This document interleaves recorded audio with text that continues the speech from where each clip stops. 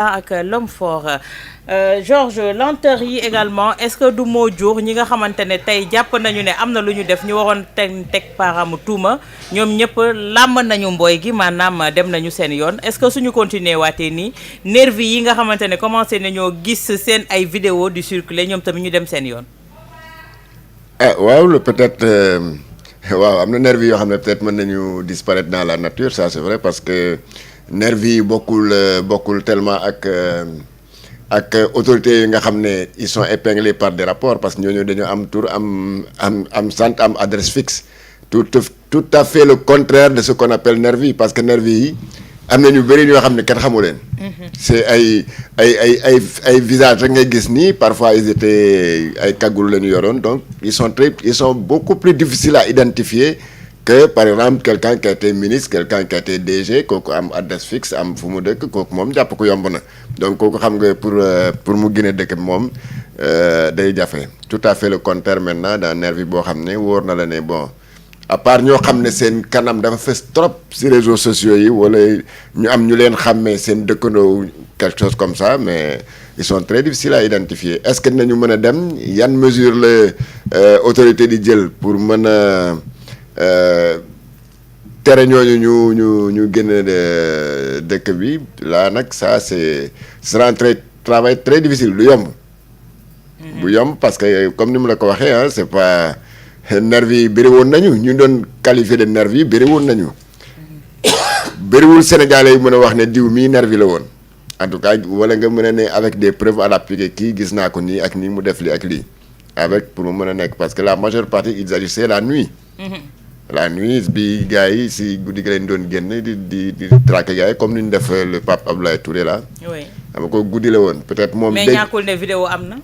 waaw vidéo am na moom si boppam sax il a cité le nom de quelqu'un si biir kii bi parce que dégg na bu ma déglu son récit am na koo xam ne jour boobu mu ngi dégg ñu koy wax nañu xaar chef diw ba mu ñëw donc peut-être des indices comme ça mën na la si jàppale mais il sera très difficile maintenant de traquer ces nervis là. du yombee daal comme ni nga mën a jàppee un ministre wala un DG. Oui, mais pour le cas des nervis, oui. il y avait des recruteurs. Il y avait des recruteurs et beaucoup de responsables politiques de l'APR ont été cités parmi ces recruteurs-là. L'enquête devra être orientée dans ce sens-là. Bu fekkee bon mënoo jàpp nervi yëpp ça c'est impossible parce que am na ñoo xamante ni peut-être daw nañ génn réew mi mais am na ñeent ñoo ci xamante ni je pense que dans la période 2023 am na ñu ci commencé woon génn di wax ci presse bi sous le couvert de l'anonymat. Je pense que une enquête pourrait peut-être arriver à débusquer ce genre de personnes-là yi nga xamante ni ils sont prêts à témoigner pour wax ñan ñoo leen doon recruter pour ñu def ñaawteef yooyu nga xamante ni tey jii ñi ngi ko doon def am na ay audio yu bëri yu circulé durant cette période-là après les manifestations de juin notamment juin 2023 pour wax ni dañ leen doon fay 20 000 francs wala 40 000 francs par jour et cetera ils ont cité même des personnalités politiques yoo xamante ni ils appartenaient à l'ancien régime et je pense que l'enquête pourrait être orientée sur ce côté-là pour xam ñan ñoo leen doon employé ak ñan leen doon recruter parce que am na ay tour yu bëri yu fi génn et je pense que waruñu mën a bàyyi déclaration yu mel noonu nu mu tuddati ñu naax saay noonu war nañ ko topp ba xam yan responsabilité ci nu mu tuddati responsable APR yooyu am parce que y a un fait qui est constant et qui est là c'est que les véhicules ont été filmés les véhicules de nervis ont été filmés sur le terrain sur le champ des manifestations ñu jóge foofu dem dugg ci siège APR loolu moom doonul loo xamante ni ump na kenn ñëpp gis nañ ko les vidéos sont là saa yu ñu jóge woon ci manifestation yi ci siège APR dañ doon dem dugg ak seen pick-up yi nga xamante ni filmé woon nañ ko donc les preuves sont là maintenant nag reste à savoir quels responsables de l'APR sont nu mu tuddati impliqués dans les recrutements de ces nervis là. mais tey jii est-ce que lenteur yi Ayoba bien vrai recruteur yi kii ni mel tey lenteur judiciaire yi tax na ñu bëri dem seen yoon tey mën nañuy évoquer tout le temps le cas Mansour Faye mais ñi ko jiitu dem nañu seen yoon te kenn mënul ci ñoom dara fi mu nekk nii soo gisee ñuy laaj mandat d'arrêt international kii ni mel ça ne va pas faciliter la tâche bu fekkee ne justice dirigeante woon na ces dossiers yi nga xam ne c'était déjà ficelé est-ce que dinañ agsi fii. Oui, pour le cas de Mansour Faye et pour les autres comme Mamour Diallo am na ñeneen ñoo xamante ni tudd nañ leen fii te génn nañ ci ay anciens ministres wala anciens directeurs généraux boobu ça peut se comprendre que justice bi am na jël na temps quand même pour diligenter yenn dossiers yi parce que Mansour Faye il est cité dans le rapport son ministère en tout cas est cité dans le rapport Covid-19 fonds force Covid-19 rapport spécial bi nga xamante ni Cour des comptes publié woon na ko Mansour Faye ci boppam OFNAC woo na ko fi pour déglu ko moom il a défié publiquement l'OFNAC pour ni moom dem wuy ji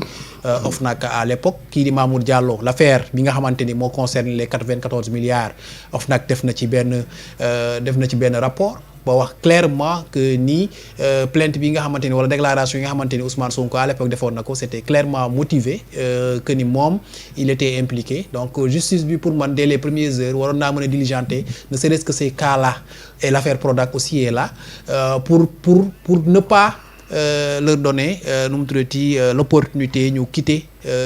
territoire national bi dem loolu ça peut se comprendre et la colère des uns et des autres aussi peut se comprendre mais en tout état de cause ñi nga xamante ni tey jii ñooy pôle judiciaire financier bi nga xamante ni ñooy mener enquête yooyu yëpp je pense qu'ils ont énormément de dossiers sur leur table et yaakaaruma ni am nañ les moyens et les ressources humaines yu doy pour mën a diligenter rapidement tous ces dossiers là yi nga xamante ne tey jii mi ngi ci seen table la première fois que le procureur est sorti le procureur financier est sorti il a parlé de 81 dossiers boobaak léegi def na ay mois on peut imaginer que yeneen peut-être dizaine de dossiers ñëw nañu amplier wu ci kaw te yooyu yëpp dañ ko war a diligenter te benn bu ci nekk dafa laaj ay investigation yoo xamante ne investigation yu doy parce que lu ci bëri ay crimes financiers la yoo xamante ne ay mécanismes yu sophistiqués la seeni nu mu tuddati borom di employé te dafa laaj xarañte boo xamante ni tey jii ay ressources humaines yu bari te yu sawar te yu motivé lay laaj pour ñu diligenter yooyu yëpp dossiers yooyu yëpp ñi ngi fi te ñi ngi ci benn par benn ñi ngi koy diligenter peut-être nit ñi yu bëri duñ ko yëg peut-être yi laal politiciens yi nekk en vue rek la ñuy yëg mais y a peut-être plus d'une centaine d'arrestations yoo xamante ni ba léegi am na ci enquêtes yooyu nga xamante ni pôle judiciaire financier mi ngi koy def mais encore une fois pour le cas de Mansour Faye pour le cas de ces ministres là yi nga xamante ni jot nañoo génn c'est vrai que justice mënoon a diligenter seeni affaire parce que seen dossier ñu ngi woon déjà sur la table. D'accord Georges dañuy ñëw demain 4 avril tey à 20h le président de la République va s'adresser au peuple sénégalais lan lañ ci mën a xaar